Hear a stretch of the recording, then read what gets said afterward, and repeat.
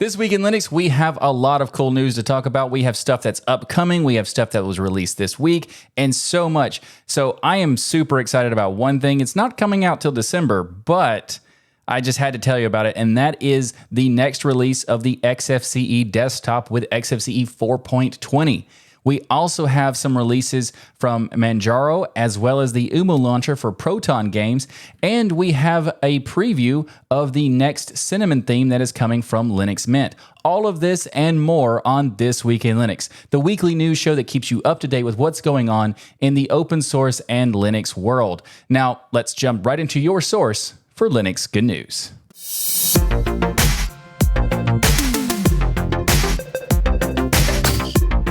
The Xfce team have published a new roadmap for the next release of Xfce Desktop with Xfce 4.20.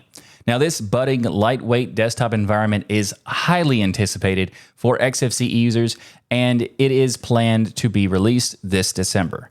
The scheduled published release for Xfce 4.20 is planned for December 15th, though there is a possibility of a later date with the feature freeze being planned for November 1st, and then there could be some pre-releases during that time. So if it could slip up a little bit, and if it does happen, they still plan to have it released by the end of the year, but that would be possibly like December 29th. So barely by the end of the year, but still that is the plan if it happens. But they're still aiming for the 15th of December as the main release. Now, Xfce 4.20 is expected to include improvements to the Wayland support, translation updates, various bug fixes, and other improvements. The developers have high hopes that Xfce 4.20 will feature usable Wayland support, but also plan to retain X11 compatibility. There are a lot of great advancements coming to 4.20 compared to 4.18, so when the final release happens, we'll cover it in much greater detail, but I just wanted to let you know that it is planned to be coming, and I'm excited about that. Now, I would like to briefly address something that I noticed. Not to be too blunt, but when do y'all plan to bump the version to 5.0? The reason I ask is Xfce 4.0 was released in 2003. If you look on the Wikipedia page, it says modern Xfce, and it's 2003. And I think after 20 years, it's probably okay to increase the major version number to 5.0. Just so you know. There's been a lot of major changes between the 4.0 release and the 4.20 release. And I kind of appreciate the 4.20 part, but other than that, I think it's okay for a 5.0 soon. Glorious Egg Roll has announced the release of a brand new project that is likely to be a game changer, pun intended. It's also very true, because even metaphorically and literally, because this new project is called Umu, which stands for nothing. I don't remember why he chose that name. I did reach out to him before the show, so hopefully he gets back into me before the end of this segment. But unfortunately, I don't have the time to look it up before the recording of this episode, and I just don't remember it. And the only place I know that he explained it was in the podcast Destination Linux, where we interviewed him. So if you have not checked that episode out, you should go check it out. I just don't remember what he said. And you should actually check it out anyway, because that episode, we were talking to him about Umu, Proton GE, Lutris, and many more things, as well as his journey into Linux. And it's just a super fun interview, so go check it out. Links in the show notes. Now, this project used to be named Unified Linux Wine Game Launcher, or WAGL. Okay, it's not actually wasn't an acronym. I just wanted to say that, but it is a very cool project. Umu is a unified launcher for Windows games on Linux. It is essentially a copy of the Steam runtime tools and Steam Linux runtime that Valve uses for Proton, with some modifications made so that it can be used outside of Steam. What exactly does that mean? Well, this is a game changer because Proton has always been made to be used inside of Steam, which meant that you would need to use Steam in order to benefit from Proton. For a lot of gamers, this is fine, but there are also some games that aren't made for Steam. So you would need something else like Lutris or maybe the Heroic Games Launcher, and unfortunately, those just didn't have the support for Proton. So those wouldn't be able to use Proton, so they would have to use a separate version or a re-implementation of Wine or some other kind of way to make things work for various different games. Now, Umu makes it possible for things like Lutris to support Proton outside of Steam. This is a huge deal for compatibility of Windows games on Linux because it means more can benefit from the Proton layer. How do you use it? Well, you don't really, because this is more of a back-end thing, so gamers aren't really meant to mess with it or anything. This is meant for projects like Lutris to implement, so just by using Lutris or whatever, you automatically would get access to it.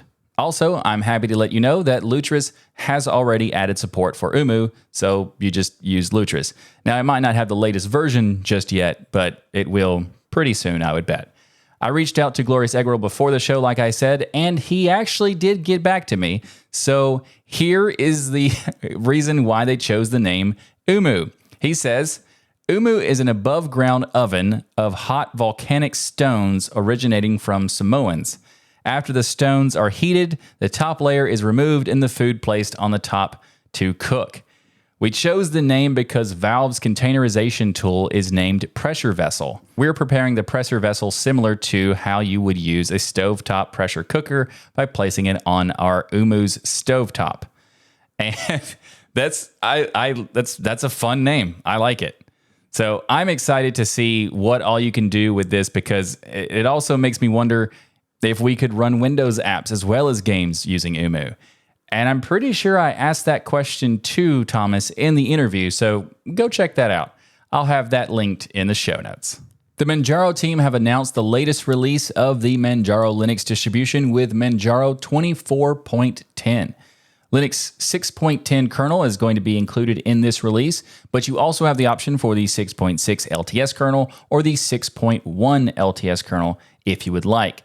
Now, there's not a lot to talk about with this latest release, which is kind of becoming a trend with Manjaro because there's not much that's specific to Manjaro. Most of the time, it's just updates to packages or updates to various different desktop environments and that sort of thing. So if you go look at the forum post, it is 99% just talking about what's new in whatever desktop that you're using. So with GNOME, they have updated to GNOME 46.5.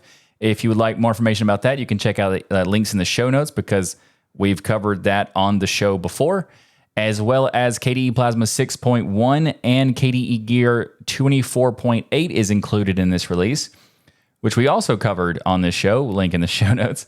And then there's also the latest release available with Xfce 4.18. We did not cover that on this show, but we did cover it on Destination Linux about a year and 9 months ago, so I don't remember what is on any of these because it's been way too long. So if you'd like to learn more, you can check the links in the show notes for the post on Manjaro, or you can check the links for the individual episodes where we covered all these different topics, and we'll have all of that in the show notes. So the Linux Mint team have made a monthly news update, and this is mostly related to the new Cinnamon theme that is coming, as well as a little bit with the apt-related stuff. We'll get to that in a second. But this is very interesting because they were talking about how the Cinnamon theme or the Cinnamon desktop did not have a nice default theme or it's kind of dated and they wanted to update it. And I very much agree they needed to do that. But it's funny because based on these previews, I think I like this more than what's already in Linux Mint. So maybe they should adopt it as well. So this new default theme is much darker. And it also has a lot more contrast than before. They have changed the way that the objects lay out, so there's more rounded, and they also have rounded corners, to be specific. And they also have a gap added between the applets and the panel, and they've also redesigned the dialogues and all sorts of stuff. It looks nice. I think it looks better than what Mint has now. So in addition to the new theming, they've also are working on a new feature related to when an application freezes on you.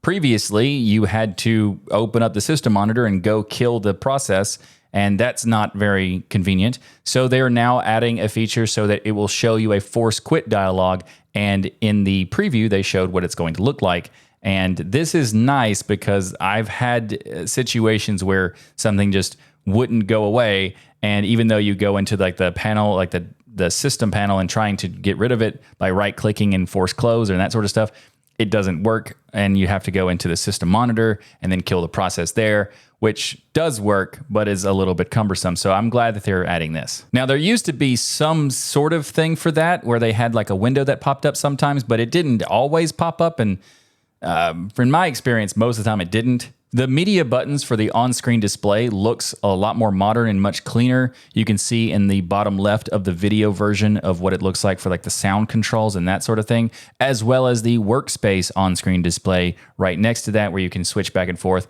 They're also working on notifications, animations, the main menu, the logout dialogues, a new status applet, and many more. But I won't be able to show you that because they haven't got that part done for the preview.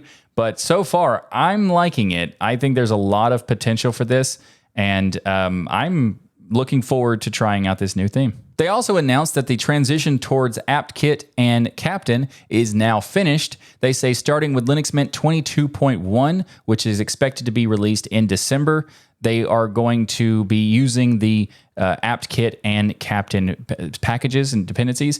The transition says that they are going to offer these benefits, that no more translation issues will happen. Everything is now fully translated. No more bugs/paper cuts. They no longer depend on unmaintained components, which are upstream from them.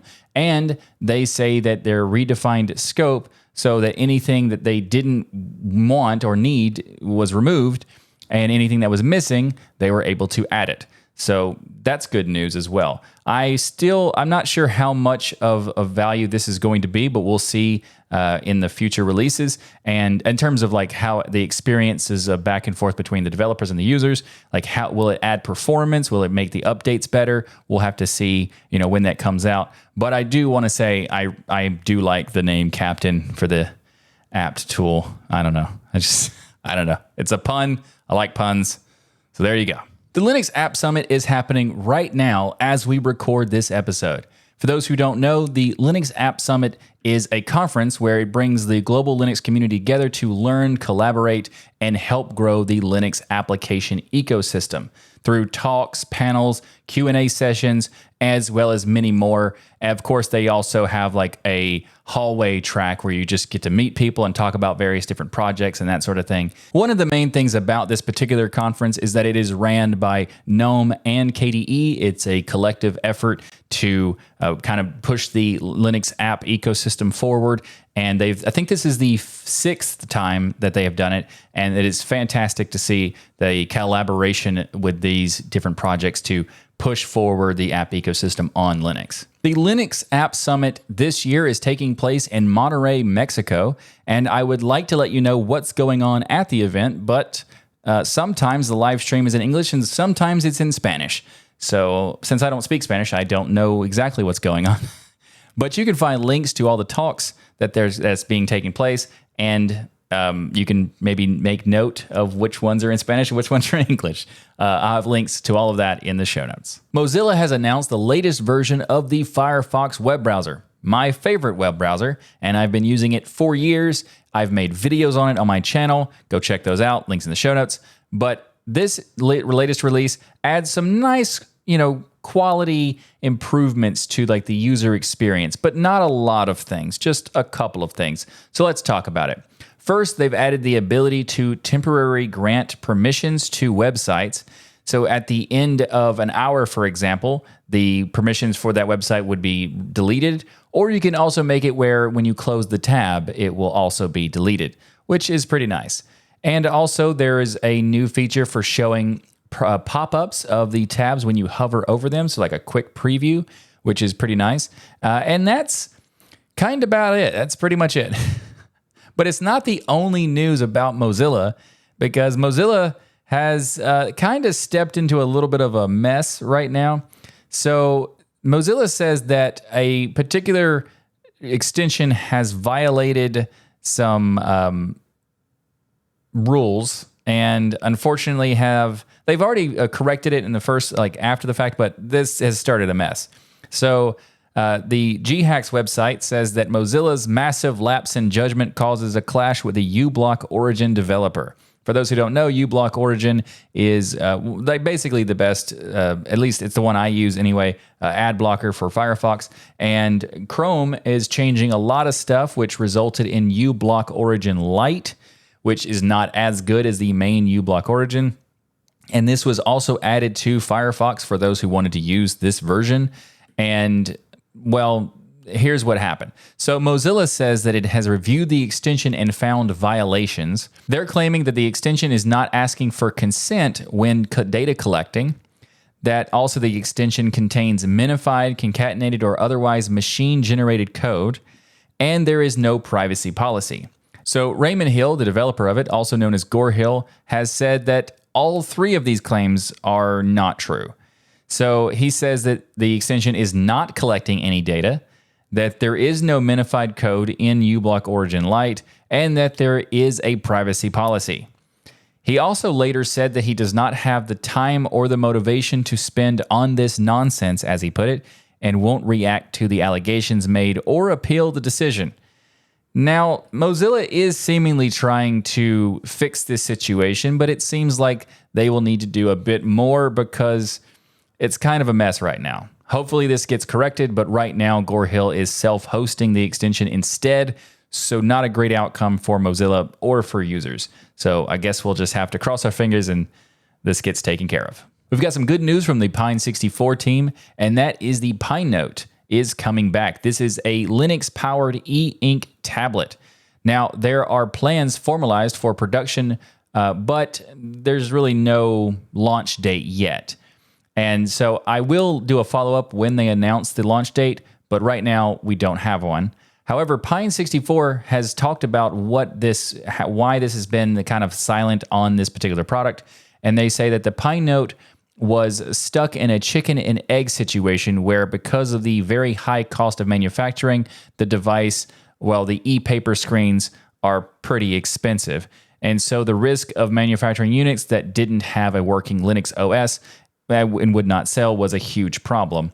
So a developer named Maximilian has been working on more firmware for the PineNote, and they say that his work in the background has pushed the envelope on this and resulted in not only a bare bones capable OS, but a genuinely daily usable system that just works, which is always fantastic to hear. So for those unfamiliar with the PineNote, it is a e-ink tablet, and it is a very cool idea. They announced it in 2021. We actually covered it on Destination Linux and had an interview with someone from Pine64. So if you want to check that out, I'll have linked in the show notes. But this is going to be a little bit different because originally the PineNote was intended to be a KDE Plasma-based experience, but they have decided to change it. Maximilian worked on a firmware that is based on a Debian distribution, and it uses the GNOME desktop, including some extensions to play well with e-ink displays. So here are the specs of the device. It has a 10.3-inch anti-glare e-ink display. It's coming with a quad-core RK3566 system on a chip, or SoC. It's using the ARM Mali G52 MP2 GPU. It also has 4 gigs of LPDDR4 RAM.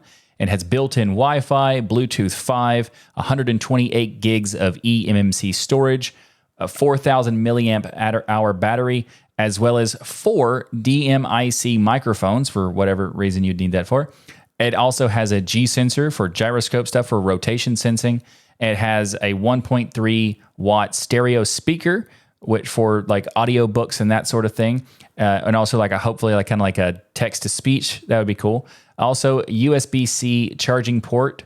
And it has a lot of potential. I have been looking forward to it for a very long time. I've looked at other things that are similar, but it is basically one of the most powerful options because most of the time there's like a 2 gig of RAM in these things, and this is a 4 gig, so there's a lot of potential here. I am very curious, and I hope it comes out very soon because I would like to get my hands on it.